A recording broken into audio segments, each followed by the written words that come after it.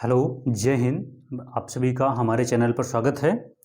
तो बच्चों, आज हम पढ़ रहे हैं परागण, यानी पिछले लेक्चर्स अगर आपने नहीं देखे हैं तो आप पिछले लेक्चर्स अटेंड कर लीजिए। और आज के लेक्चर्स में परागण की बात करेंगे। पॉलिनेशन जो होता है, ये होता क्या है, या परागण कैसे होता है, कितने प्रकार से होता है या कितने प्रकार का होता है और किस किस माध्यम से होता है, ये सभी हम आज के इस लेक्चर में देखेंगे। तो परागण है क्या, इसको जानने से पहले देख लेते हैं कि जो पुंकेसर होता है, यानी कि जो पुष्प का नर भाग है और मादा का जो मादा, पुष्प का नर भाग और पुष्प का जो है मादा भाग होता है। तो पुष्प के नर भाग को हम पुंकेसर बोलते हैं और मादा के जो है पुष्प के मादा भाग को जो है हम क्या बोलते हैं, स्त्री केसर बोलते हैं। तो पुष्पों में जो पुंकेसर होता है और जो स्त्री केसर होता है, ये प्रजनन क्रिया के लिए क्या होते हैं, आवश्यक अंग होते हैं। कि जब भी इनमें प्रजनन होना होगा तो ये दोनों अंग होना आवश्यक है। अब जो पुंकेसर होते हैं, पुंकेसरों में क्या होता है, जो परागकण हैं पुंकेसर में, जो पुंकेसर के पराग कोश में जो परागकण हैं, ये परागकणों का इसमें निर्माण होता है। किसमें? पुंकेसर के पराग कोश में, है ना। हमने क्या बात की है कि परागण जो होगा, परागण होने से पहले कुछ कंडीशंस होना जरूरी हैं। वो कंडीशंस क्या है कि जो पुष्प का जो पुंकेसर वाला हिस्सा होता है, जो नर भाग होता है उसे पुंकेसर कहते हैं, और जो मादा वाला भाग होता है उसे स्त्री केसर बोलते हैं, है ना। स्त्री केसर कहते हैं, स्त्री केसर बोलते हैं, यानी जायांग, है ना, जायांग बोलते हैं। अब क्या है कि एक पुष्प है, उस पुष्प पे जो है क्या होता है कि पुंकेसर और स्त्री केसर दोनों अंगों का होना आवश्यक है। अब जो पुंकेसर है, पुंकेसर के पराग कोश जो होता है, उस पराग कोश में, पराग कोश है, इस पराग कोश में क्या होते हैं, पराग कण जो है भरे हुए होते हैं। पराग कण जो है क्या होते हैं, भरे हुए होते हैं। अब क्या है कि इन्हीं पराग कणों, यही परागकण क्या करते हैं, आगे जो है क्या करते हैं, नर युग्मक का निर्माण करते हैं, है ना। क्या करते हैं, नर युग्मक का निर्माण करते हैं, नर युग्मक का निर्माण करते हैं। यानी नर युग्मक की बात करें तो यानी शुक्राणु, है ना, शुक्राणु की हो जाएगा। नर युग्मक को क्या बोलते हैं, शुक्राणु, है ना। जो स्पर्म वगैरह होते हैं नर वाले, ये बनाता है क्या, पुंकेसर। अब ये तो इतना हो गया। इसके बाद जो स्त्री केसर है, यानी जायांग है, ये जायांग क्या करता है कि इसमें क्या होता है कि अंडाशय का क्या होता है, निर्माण होता है। किसका निर्माण होता है, तो स्त्री केसर से क्या होता है, अंडाशय का निर्माण होता है, ओवरी का निर्माण होता है, ओवरी बोलते हैं। अब यही अंडाशय क्या करता है, अंडाशय का निर्माण होगा। अंडाशय के निर्माण के बाद क्या होगा कि मादा युग्मक अथवा अंडाणु बनेगा। क्या बनेगा, यहां मादा युग्मक बनेगा इससे, है ना, मादा युग्मक बनेगा। मादा युग्मक या अंडाणु बोलते हैं, अंडाणु यानी ईग का निर्माण होगा। तो ये बेसिक चीजें हैं कि परागण होने के लिए जरूरी है कि पुष्प जो हो, उस पुष्प में जो है क्या होता है, पुंकेसर तथा स्त्री केसर जो है दोनों आवश्यक अंग होने अनिवार्य हैं। जब दोनों आवश्यक अंग होंगे तभी जो है क्या होगा, उसमें प्रजनन की क्रिया होगी। और प्रजनन की क्रिया कैसे होगी कि जो पुंकेसर का जो परागकोश है उसमें परागकण होते हैं, और यही परागकण आगे क्या करते हैं कि नर युग्मक का निर्माण करते हैं, शुक्राणुओं का निर्माण करते हैं। इसके बाद क्या होता है, जो मादा वाला भाग होता है स्त्री केसर यानी जायांग जो होता है, वो क्या करता है, वो अंडाशय का निर्माण करता है, ओवरी का निर्माण करता है, और वही आगे जो है मादा युग्मक का निर्माण करता है, जिसे हम क्या बोलते हैं, अंडाणु या इग बोलते हैं। अब क्या है कि प्रजनन जो बहुत सारे जो ये क्रिया हो गई है, प्रजनन क्रिया के संपन्न हो, इसके लिए क्या जरूरी होता है कि ये जो अंडाणु और शुक्राणु हैं, ये जो अंडाणु और शुक्राणु हैं, प्रजनन क्रिया के लिए क्या आवश्यक है, जो अंडाणु और शुक्राणु हैं इनका क्या हो, संयुग्मन हो, है ना। जब संयुग्मन होगा आगे तो तभी तो आगे बात बढ़ेगी ना, संयुग्मन हो। इनका प्रजनन क्रिया के लिए क्या आवश्यक है कि जो अंडाणु है, नर युग्मक के जो शुक्राणु है और मादा युग्मक के जो अंडाणु हैं, इनका क्या हो, संयुग्मन हो। और जब ये संयुग्मन होगा तभी क्या होगा कि आगे जो पूरी प्रोसेस बनेगी, तभी एक नया पौधा जो है बनेगा। ठीक है। अब क्या है कि जो पुष्प का जो पुंकेसर भाग है, कि जो शुक्राणु है, नर युग्मक है, शुक्राणु जो है परागकण है पुष्प के नर भाग के, ये कैसे पहुंचेंगे, है है ना, कैसे पहुंचते हैं मादा भाग के ऊपर, क्योंकि हो सकता है कि एक ही पुष्प में दोनों अंग अवेलेबल हों, उपस्थित हों, नर और मादा दोनों, या हो सकता है कि किसी एक पुष्प में नर है या दूसरे पुष्प में जो है मादा वाला पुष्प लगा हुआ है। और यह हो सकता है कि एक ही पौधा हो, एक ही पौधे में हो सकता है कि एक ही पौधे पे क्या हो कि पुष्प दोनों अलग हो, नर वाला पुष्प अलग हो और मादा वाला पुष्प अलग हो। अब इसमें कैसे होगा, तो जो प्रक्रिया होती है यही परागण कहलाती है कि पुंकेसर से परागकण जो निकलेंगे और ये परागकण जो है स्त्री केसर यानी जायांग के कहाँ पहुँचेंगे, वर्तिकाग्र तक, स्टिग्मा तक पहुँचेंगे। तो क्या कहेंगे कि नर भाग के नर जननांग के पुंकेसर से नर भाग के पुंकेसर से पराग कणों का मादा भाग के यानी स्त्री केसर के जायांग स्त्री केसर के वर्तिकाग्र तक, स्टिग्मा तक पहुंचने की जो क्रिया है किसकी, पराग कणों की, यही क्रिया क्या कहलाती है, परागण कहलाती है, पॉलिनेशन कहलाती है। तो अगर सिंपल हम डेफिनेशन की बात करें, परागण की जो परिभाषा है वो परागण की परिभाषा क्या होगी, अगर परागण की जो डेफिनेशन बात करें, इसकी परिभाषा है ना, डेफिनेशन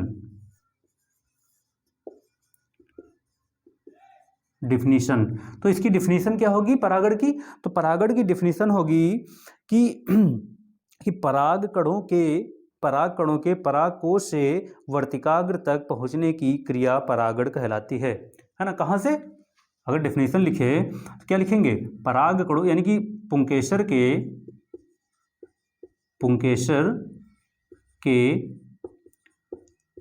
पराग कणों को स्त्री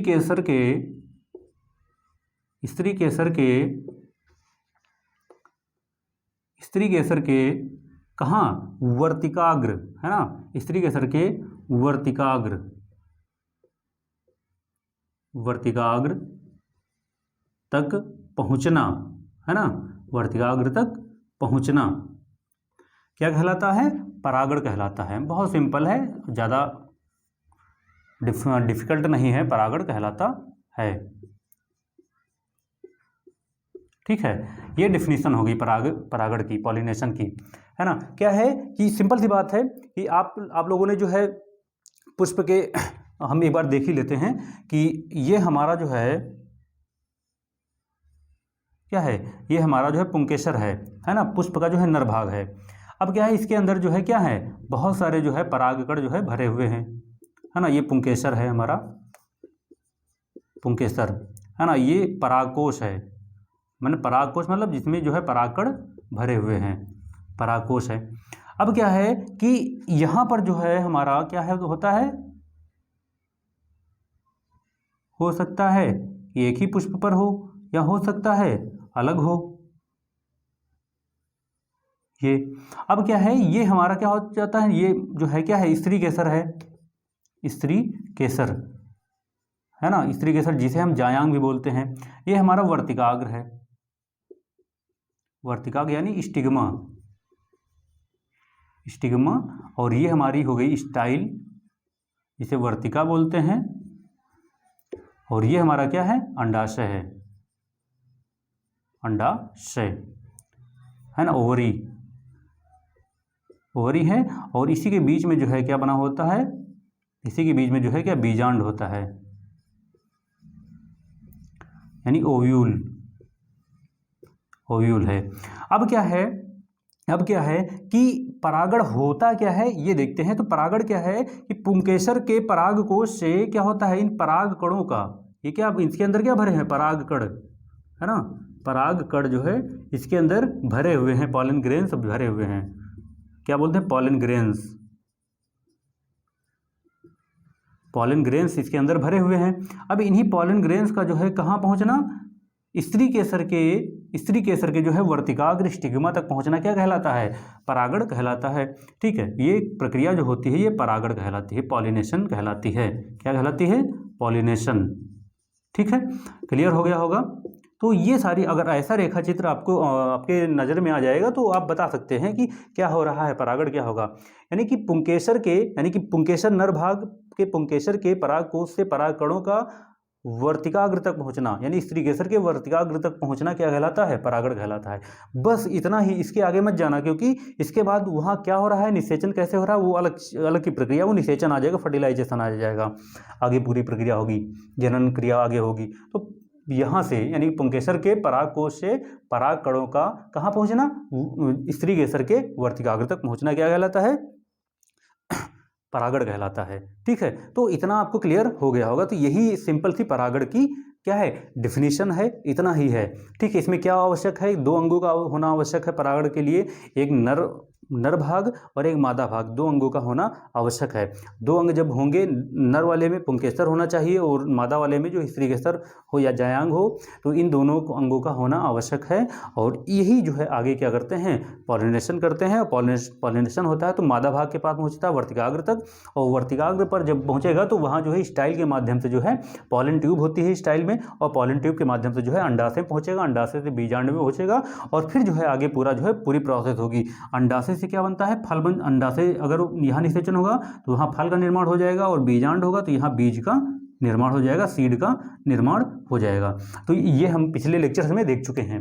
तो ये इतनी प्रक्रिया जो है आपकी समझ में आ गई होगी। तो ये है क्या, ठीक है। अब क्या है कि परागण कितने प्रकार का होता है ये देखते हैं, है ना, कि परागण होता क्या है, कि तो ये हमने देख लिया परागण क्या होता है, परागण अब कितने प्रकार का होता है इसको हम देखते हैं, है ना। तो परागण के प्रकार क्या हैं, परागण के जो है 3 प्रकार होते हैं, है ना। आप लोगों ने पढ़ा होगा कि स्वपरागण और परपरागण, 2 चीज़ें पढ़ी होंगी हमने, ठीक है। स्वपरागण और परपरागण 2 चीज़ें पढ़ी होंगी। तो यहाँ पर जो है हमने 3 प्रकार लिखे हुए हैं, जिसमें स्वपरागण में ऊपर वाले दोनों आते हैं, स्वयुग्मन जिसे ऑटोगैमी बोलते हैं, और दूसरा होता है सजात पुष्पी परागण जिसे हम जिटोनोगैमी बोलते हैं, और परनिषेचन या परपरागण जिनोगैमी बोलते हैं, कहते हैं, इंग्लिश में कहते हैं, ठीक है। तो परागण के प्रकार हमने 3 प्रकार लिए हैं, है ना, 3 प्रकार। अब इसको देखते हैं कि तीनों प्रकारों में होता क्या है। कि स्वयुग्मन क्या होता है कि जब एक ही पुष्प होगा, है ना, एक पुष्प होगा और उसी पुष्प पे जो है क्या होते हैं, दोनों नर और मादा दोनों जो है अंग अवेलेबल होंगे, और वहीं क्या करते हैं, परागण कर लेते हैं। ये आसान भी होता है, बहुत आसान होता है कि एक ही पुष्प के ऊपर नर भाग और मादा भाग उपस्थित हैं। इससे क्या होता है कि जो पुंकेसर के परागकण हैं ये ज़्यादा नष्ट नहीं होते हैं, है ना, क्योंकि नष्ट नहीं होंगे, आसानी से कर लेंगे। नहीं तो नष्ट तब होते हैं जब एक पुष्प से परागकण जो है परागण के माध्यम से दूसरे पुष्प तक जब पहुंचते हैं तो रास्ते में जो है बहुत सारे क्या होते हैं, नष्ट हो जाते हैं। तो स्वयुग्मन क्या है कि एक ही पुष्प के ऊपर नर और मादा दोनों भाग उपस्थित होंगे, और इस प्रकार जो है वहाँ आसानी से परागण हो जाता है, ज़्यादातर लगभग यही होता है। दूसरा क्या है, सजात पुष्पी परागण। सजात पुष्पी परागण, इसमें क्या होता है कि समान जात का जो है पुष्प लेते हैं, कि जिटोनोगैमी होता है, समान जात का पुष्प होता है, और परनिषेचन या परपरागण मतलब जो है जिसमें आनुवंशिक विभिन्नता वगैरह आ जाती है, यानी किसी दूसरे पर जाकर जो है परागण करना, ये सारी चीज़ें होती हैं। तो आप इसको नोट कर लीजिएगा कि परागण के प्रकार हमने 3 प्रकार देखे हैं। 3 प्रकार में क्या है, पहला क्या है स्वयुग्मन, दूसरा क्या है सजात पुष्पी परागण, और तीसरा क्या है परनिषेचन, ठीक है। अब क्या है कि जो स्वयुग्मन है इसमें जो पुष्प होते हैं वो क्या होते हैं, द्विलिंगी होते हैं, और पौधा भी क्या होता है, द्विलिंगी होता है ना। अगर इसकी बात करें, स्वयुग्मन की बात करें, यहाँ क्या होता है कि जो पुष्प है ये भी क्या होता है, द्विलिंगी होता है, यानी कि इसमें क्या होते हैं, दोनों जो है उपस्थित होते हैं। कौन कौन से, नर और मादा दोनों भाग क्या होते हैं, उपस्थित होते हैं। और यहाँ क्या होता है, जो पौधा होता है वो पौधा भी क्या होता है, द्विलिंगी होता है ना, पौधा भी क्या होता है, द्विलिंगी होता है। तो यहाँ आसान होता है इनको परागण करना, है ना, इनका पॉलिनेशन करना जो है क्या होता है, आसान होता है। यहाँ आराम से जो है क्या कर सकते हैं, परागण कर सकते हैं। यानी कि अगर इसकी सेम बात की जाए तो इसमें मतलब क्या होगा कि उसी पौधे के पुष्प में क्या करते हैं, परागण कर लेते हैं। अगर इसकी बात की जाए तो इसमें क्या है, उसी पौधे के पुष्प में, उसी पौधे के पुष्प में क्या करते हैं, परागण, उसी पौधे के पुष्प में परागण हो जाता है। तो ये जो क्या कहलाता है, स्वयुग्मन कहलाता है, जिसमें पुष्प भी द्विलिंगी है और पौधा भी क्या है, द्विलिंगी है, ठीक है, तो ये चीज़ें होगी। अब दूसरा क्या है कि सजात पुष्पी परागण जो है, सजात पुष्पी में क्या होगा कि इसमें क्या होगा, पुष्प जो होगा वो क्या होगा, एक लिंगी होगा और पादप जो है क्या होगा, द्विलिंगी होगा। यानी इसमें अगर बात की जाए तो इसमें जो पुष्प है ना, जो पुष्प है वो क्या होगा, पुष्प जो है एक लिंगी होगा, यानी या तो फिर नर हो सकता है या मादा हो सकता है। लेकिन जो पौधा होगा, पौधा जो होगा सजात पुष्पी परागण के समय, तो इसमें पौधा जो होगा वो क्या होगा, द्विलिंगी होगा। यानी कहने का मतलब ये है कि पुष्प जो होगा या तो फिर नर पुष्प हो सकता है या मादा पुष्प हो सकता है। जो पुष्प होगा उसमें या तो फिर नर भाग उपस्थित हो सकता है या मादा भाग उपस्थित हो सकता है। एक पुष्प में सिर्फ एक, चाहे नर हो या मादा हो। लेकिन पौधा क्या होगा, उसी पौधे में ये दोनों उपस्थित होंगे, है ना, उसी पौधे में क्या होंगे, उपस्थित होंगे। यानी कि कहने का मतलब अगर इसकी बात की जाए तो इसका मतलब क्या हुआ, इसका मतलब हुआ कि उसी पौधे के दूसरे पुष्प में, है ना, उसी पौधे के दूसरे पुष्प में, उसी पौधे के दूसरे पुष्प में परागण, है ना, ये क्या कहलाएगा, सजात पुष्पी परागण कहलाएगा। उसी पौधे के दूसरे पुष्प में क्या कहलाएगा, सजात पुष्पी परागण कहलाएगा। अगर मान लिया हम एक यहाँ बनाते हैं, एक फ्लावर ये हो गया, है ना, सॉरी फ्लावर कहाँ बनाया, तो कुछ और बन गया, है ना, ये फ्लावर बन गया, है ना। अब एक फ्लावर यहाँ पर है, एक फ्लावर यहाँ है और एक फ्लावर यहाँ है। अब क्या है कि पुष्प क्या है, एक लिंगी है ना, और पौधा द्विलिंगी है, यानी कि पौधा एक ही है, पौधा एक ही है, लेकिन इसमें ये क्या है, ये नर वाला पुष्प है और ये क्या है, मादा पुष्प है। अब क्या होगा, एक ही पौधे में क्या होता है कि नर और मादा दोनों अलग अलग पुष्प अवेलेबल होते हैं और इन्हीं के बीच में क्या होता है, परागण होता है। जब ये परागण होता है तो क्या कहलाता है, वो सजात पुष्पी परागण कहलाता है। क्लियर हो गया होगा आपको, ठीक है। अब इसके बाद तीसरा आता है कि परनिषेचन या परपरागण बोलते हैं इसको, परनिषेचन या परपरागण बोलते हैं। अब इसमें क्या है कि पादप क्या होता है, इसमें एक लिंगी होता है, यानी कि परपरागण या इसमें परनिषेचन में क्या होता है, पादप जो होता है यानी कि जो पौधा होगा, प्लांट होगा, वो क्या होता है, वो एक लिंगी होता है, यानी पूरा प्लांट ही क्या होगा, एक लिंगी होगा, यानी यूनिसेक्सुअल, अकेला। अब जैसे अगर हम फिगर बनाएं, इसका फिगर बनाएं, तो यहाँ पर अगर मान लिया जाए ये एक जो है पुष्प है ना, एक पुष्प है, एक पुष्प है, और मान लिया एक ये पौधा हो गया।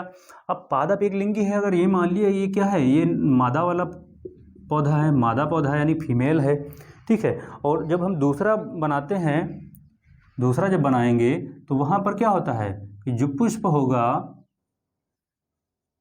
जो पुष्प होगा वो पुष्प क्या कहलाता है, ये दूसरा वाला क्या हो जाएगा, नर वाला हो जाएगा, है ना, ये नर पौधा हो जाएगा, नर पौधा, और ये क्या था, मादा पौधा था।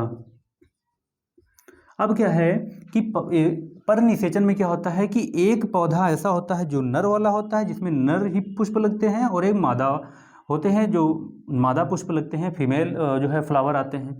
अब इनके बीच में क्या होता है, परागण होता है, इनके बीच में क्या होगा, परागण होगा। तो ये परागण क्या कहलाता है, परपरागण कहलाता है। क्या कहलाता है, परपरागण कहलाता। ऐसा अगर होगा कि एक पुष्प, एक पौधा अलग है जो नर पौधा है, या एक पौधा अलग है जो मादा पौधा है, इन दोनों में क्या होता है, अलग अलग पुष्प जो है लगे होते हैं, दोनों अंग जो है अलग होते हैं, चाहे एक नर वाला होगा, नर जननांग होगा, एक मादा जननांग होगा, इन दोनों को जो है अलग अलग रखा जाता है, परनिषेचन या परपरागण बोलते हैं इसको, ठीक है। तो इतना आपको क्लियर हो गया होगा। इसमें अगर है ना उसकी पुंकेसर की बात करिए, पुंकेसर बना दिए है, तो ये तीन जो है क्या होते हैं, तीन प्रकार के जो है परागण आपको आपके इसमें पाए जाते हैं, ठीक है। तो ये चीज़ें आपको क्लियर हो गई होंगी। अब इसके बाद आगे क्या देखते हैं, आगे हम देखते हैं परागण के कारक कौन कौन से हैं, है ना, परागण के कारक, एजेंट ऑफ पॉलिनेशन, क्लियर है। तो एजेंट ऑफ पॉलिनेशन यानी कि परागण के कारक क्या हैं, तो परागण के कारक दो होते हैं, दो प्रकार से परागण होता है, एक जैवीय कारक होते हैं, जीवी कारक, और एक अजीवी कारक होते हैं। ठीक है, एक जीवीय कारक और एक अजीवी कारक होते हैं। अब इसमें क्या है, जो अजीवीय कारक हैं इसमें दो आते हैं, है ना। एक आता है वायु, हमारा जो एयर होती है, और दूसरा हमारा वाटर है, जो हमारा जल होता है। इन अजीवी कारक में दो प्रकार से जो है पॉलिनेशन होता है, एक वायु के माध्यम से, एक जल के माध्यम से। तो वायु होता है, इसे एनीमोफिली बोलते हैं इंग्लिश में, और हाइड्रोफिली बोलते हैं जल को, ठीक है, वाटर को बोलते हैं। अब इसमें क्या है कि जो वायु के माध्यम से, अजीवी कारक में जो वायु के माध्यम से जो परागण होता है वो होता कहाँ है, तो वो जो है हमारा, जो आपने सनफ्लावर देखा होगा, सूरजमुखी, है ना। सूरजमुखी में जो है क्या होता है, वायु के माध्यम से क्या होता है, परागण होता है, सनफ्लावर इसको बोलते हैं। ठीक है, अब इसमें क्या है, जो हमारा जल होता है, जिसे हाइड्रोफिली बोलते हैं अजीवी कारक में, इसमें जो जल के माध्यम से परागण होता है ये कहाँ कहाँ होता है, तो वो होता है वेलिसनेरिया और हाइड्रिला। जो हमारे वेलिसनेरिया और हाइड्रिला प्लांट होते हैं, जिन्हें हम क्या बोलते हैं, वेलिसनेरिया, वेलिसनेरिया और हाइड्रिला, हाइड्रिला, इनमें क्या होता है, इनमें जो है हाइड्रिला, इनमें क्या होता है, जल के माध्यम से क्या होता है, परागण होता है, जल के माध्यम से परागण होता है। और ये जल, ये दोनों कहाँ पाए जाते हैं, स्वच्छ जल में, है ना। कहाँ पाए जाते हैं, स्वच्छ जल में। जहाँ स्वच्छ जल होगा वहाँ पर जो है वेलिसनेरिया और हाइड्रिला पाए जाएंगे, वहाँ पर जो है जल के माध्यम से क्या होगा, परागण होगा। ठीक है, और दूसरा क्या होता है, जो समुद्री जल होता है, जिसे खारा पानी होता है, वहाँ परागण होता है वो समुद्री घास में, है ना। जल के माध्यम से जो है समुद्री घास में भी क्या होता है, परागण होता है जल के माध्यम से। और ये जल क्या होता है, समुद्री जल होता है, जो खारा बोलते हैं, समुद्री जल, है ना, खारा जल होता है, जो है साल्टी वाटर होता है। तो अजीवी कारक में दो प्रकार से जो है परागण होता है, वायु के माध्यम से, एक जल के माध्यम से। वायु के माध्यम में जो परागण होता है वो जो है, हम सनफ्लावर देखते हैं, सूरजमुखी, उसमें जो होता है। और जो जल है उसमें जो है, जो स्वच्छ जल होता है जल में, वहाँ पर जो है वेलिसनेरिया के माध्यम से, और वेलिसनेरिया और हाइड्रिला, इन दोनों में जल के माध्यम से जो है परागण होता है। और समुद्री घास, जो समुद्र का जो खारा पानी होता है, वहाँ पर जो है जल के माध्यम से परागण होगा, किसमें होगा, वो समुद्री घास में होगा, जो हमारी समुद्री घास होती है। अब ये इतना हो गया। इसके बाद जो जीवी कारक होते हैं, जीवी कारक में जो है चार जो है जीवी कारक के माध्यम से परागण होता है। चार जो कारक होते हैं जिनमें जो है परागण होता है, पहला कीट है, दूसरा पक्षी है, तीसरा सरीसृप है, और चौथा स्तनधारी है। यानी कि जो हमारे इंसेक्ट्स वगैरह होते हैं, है ना, जो इंसेक्ट्स वगैरह होते हैं, कीट होते हैं, उनके माध्यम से होता है। और जो हमारे एवीज पक्षी वगैरह होते हैं उनमें होता है। और जो हमारे जो रेप्टाइल्स वगैरह, जो सरीसृप जीव जंतु हैं, उनके माध्यम से भी परागण होता है। और जो हमारे मैमल्स वगैरह होते हैं, स्तनधारी होते हैं, उसमें भी किसके माध्यम से होता है, तो इस जीवी कारक में जो है इनके माध्यम से जो है परागण होता है। तो ये सारी चीजें जो है आपको क्लियर हो गया होगा। अब वायु के माध्यम से तो हमने देख लिया कि हवाई परागकणों को लिया, सूरजमुखी के परागकणों को लिया या पुष्प के परागकणों को लिया, एक स्थान से दूसरे स्थान तक ले गए। और इस प्रकार जहाँ जो है मादा वाला पुष्प अवेलेबल है, जहाँ स्त्री केसर उपस्थित है, स्त्री केसर का वर्तिकाग जो है उपस्थित है, वहाँ पर जैसे पहुँचा कोई भी पुंकेसर का जो है परागकण पहुँचा, वो उसको रिसीव किया, वहाँ से जो है पॉलिन ट्यूब के माध्यम से जो है अंडाशय में पहुँचा, अंडाशय बीजांड, बीजांड से जो है पूरा जो वहाँ पर निषेचन की प्रक्रिया कंप्लीट हो गई वायु के माध्यम से। अब जल के माध्यम से जब देखते हैं तो जल में क्या होता है कि जो स्वच्छ जल है ना, वहाँ पर जो ये दोनों पाए जाते हैं, वहाँ पर जो है इसमें जो है जल के माध्यम से होगा वेलिसनेरिया और हाइड्रिला।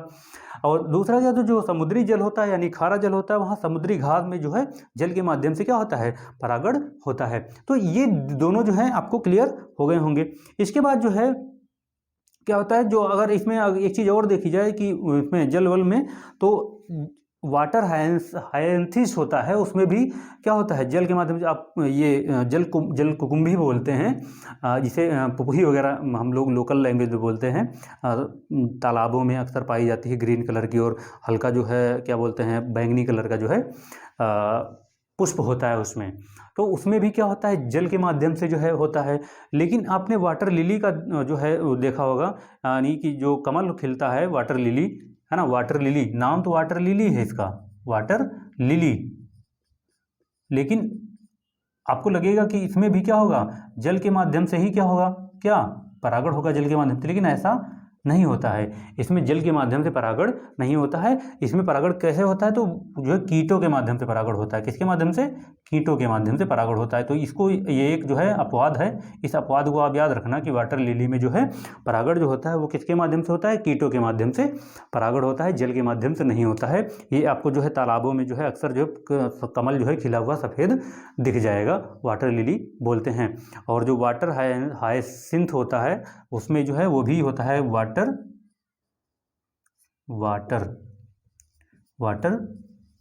हायसिंथ, है ना। इसमें भी क्या होता है? जल के माध्यम से क्या होता है? जल के माध्यम से परागण होता है। ठीक है, तो ये सारी चीज़ें आपको क्लियर हो गई होंगी। और प्राणियों में देखते हैं कीट वगैरह, है ना, कि ये सब होते हैं।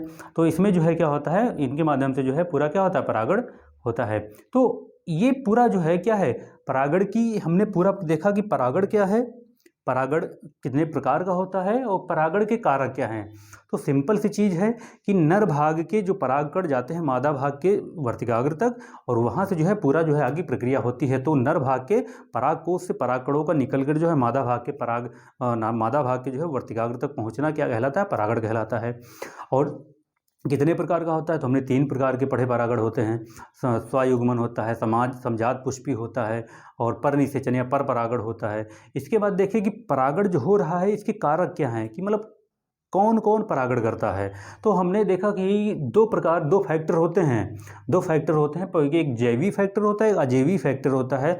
तो अजैवी फैक्टर में 2 आते हैं, एक वायु आता है, एक जो है जल आता है। तो वायु के माध्यम से जो है होता है कि हवा चली, ये हवा के माध्यम से जो है परागकण जो है एक स्थान से दूसरे स्थान तक पहुंचते हैं, वहाँ परागण होता है। जल के माध्यम से हमने देखा, एग्जाम्पल भी हमने देख लिए कि जल के माध्यम से क्या होता है और परागण होता है। और इसके बाद जो जीवी कारक में होता है वहाँ हमने देखा कि कीट हैं, पक्षी हैं, सरीसृप हैं, स्तनधारी हैं, इनमें भी क्या होता है, इनके माध्यम से जो है एक कीट बैठा, जैसे भंवरा है पुष्प के ऊपर बैठा, और भंवरा एक पुष्प का रस लेकर जो है रस लेने के लिए बैठता है। मधुमक्खियाँ आती हैं रस लेने के लिए, पुष्प के ऊपर बैठती हैं, लेकिन उन्हीं के साथ जो है ये परागकण क्या होते हैं? चिपक जाते हैं, और पैरों में चिपक जाते हैं ना। चिपक के जो है एक स्थान से दूसरे स्थान जब ये उड़ के एक पुष्प के बाद से दूसरे पुष्प तक जो है पहुँचते हैं, वहाँ जो है परागण की क्रिया संपन्न हो जाती है। और वैसे ही हमारे पक्षी वगैरह भी हो गए, है ना। पक्षियों में भी यही होता है, पक्षी भी बहुत सारे आते हैं, बहुत सारे फ्लावर्स पे, फूलों के ऊपर बैठते हैं, और वहाँ भी क्या करते हैं? उनका रस लेते हैं, या उनमें बैठने वाले कीट पतंगों को खाते हैं। और फिर जैसे वो उड़ने के बाद एक स्थान से दूसरे स्थान तक जाते हैं, दूसरे पुष्प के ऊपर, वहाँ से उनके माध्यम से परागण हो जाता है। सरीसृप होते हैं जो रेंग कर चलते हैं, इनके शरीर में भी ये चिपक जाते हैं परागकण, और चिपक जाते हैं और एक स्थान से दूसरे स्थान तक चले जाते हैं। और उसके बाद स्तनधारी होते हैं, जैसे मैमल्स वगैरह हम लोग हैं, हम लोग भी जो है अब तो हम लोग कृत्रिम निषेचन भी करवा देते हैं। कृत्रिम निषेचन का क्या मतलब है कि आजकल तो ये हो रहा है कि हाँ एक चीज़ छूट गया था, कृत्रिम निषेचन, है ना। अगर इनके माध्यम से भी नहीं हो रहा है तो हम लोग क्या करते हैं? कृत्रिम निषेचन करवा देते हैं, आर्टिफिशियल फर्टिलाइजेशन, कृत्रिम निषेचन करवा देते हैं एक पुष्प में दूसरे पुष्प के साथ, ना। मानो ये लैब में करवा देता है ना। आर्टिफिशियल क्या बोलते हैं? आर्टिफिशियल फर्टिलाइजेशन, है ना। तो ये भी होता है। तो इसके में क्या होता है? आर्टिफिशियल फर्टिलाइजेशन में कि अगर मान लिया कोई पुष्प है, अब उस पुष्प में जो है वो परागण नहीं हो रहा है, परागण नहीं है, तो मादा वाले भाग में परागण नहीं है या नहीं आ रहे हैं दूसरे स्थान से, तो क्या करते हैं कि अलग से हम आर्टिफिशियल रूप से जो क्या करते हैं, ज़बरदस्ती जो है निषेचन करवा देते हैं। एक पुष्प लिए, उससे परागण निकाले, परागकण निकालने के बाद जो है कर दिए। और इससे क्या होता है कि उस पुष्प के जो है क्या होते हैं, उस पुष्प की जो है जाति चलती रहती है, यानी कि उनका जो है अस्तित्व जो है बना रहता है। तो ये कृत्रिम होता है कि मनुष्य जो है क्या करता है, स्वयं जो है उसमें छेड़छाड़ करता है। तो ये सारा जो है परागण हो गया। तो आज हमने पूरा परागण समझा है। अगर आपकी समझ में आ गया है तो आप कमेंट करके हमें ज़रूर बताइएगा, है ना। कमेंट करेंगे तो हमें भी जो है अच्छा लगेगा। और लाइक करिए, कमेंट करिएगा, शेयर करिए। तो आज आपको कैसा लगा? आप पढ़ते रहिए, रिवीजन करते रहिए, हमें ज़रूर बताइए। अगर आप रिवाइज़ कर रहे हैं, साथ साथ रिवीजन कर रहे हैं, पढ़ाई कर रहे हैं, और पढ़ना भी ज़रूरी है ना। तो आज के लिए इतना ही, फिर मिलते हैं। नमस्कार, जय हिंद। व्यस्त रहें, मस्त रहें।